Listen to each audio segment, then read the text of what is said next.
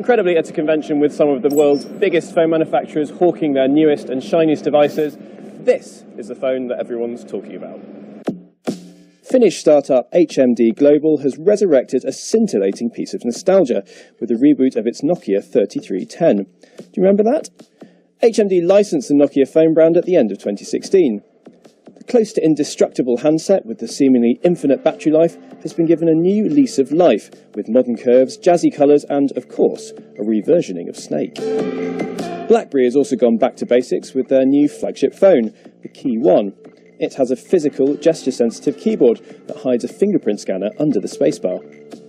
And that's not the only slice of nostalgia here at MWC. Samsung is getting in on the action too with this classic Norris pencil, although I wouldn't try and sharpen this particular one because there's quite a lot of digital gubbins in the end that allow you to do things like this.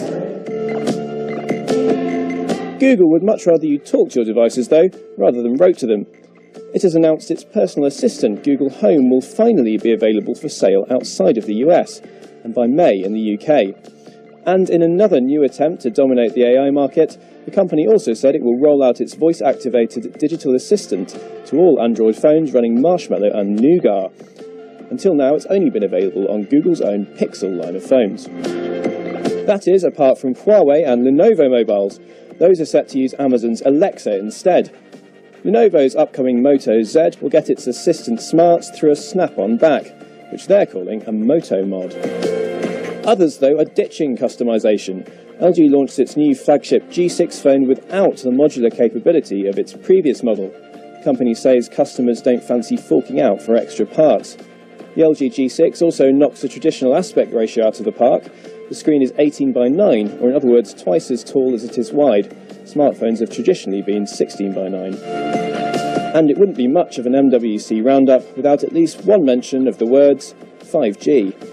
Even though no official 5G standard even exists yet, that's not stopped everyone here from slapping the term all over their stands. Nowhere more so than here with ZTE's bold claim of creating the world's first gigabit phone. You can see the numbers ticking away here, and they mean that this is sucking up data around 50 times faster than the sort of speed you might get on your 4G phone in your pocket. We're not actually allowed to touch or use these phones though, and that could have something to do with all these cables poking out the back. I'm not sure if they're part of the phone or part of the demo, so it could be some time yet before you get your hands on these sorts of speeds.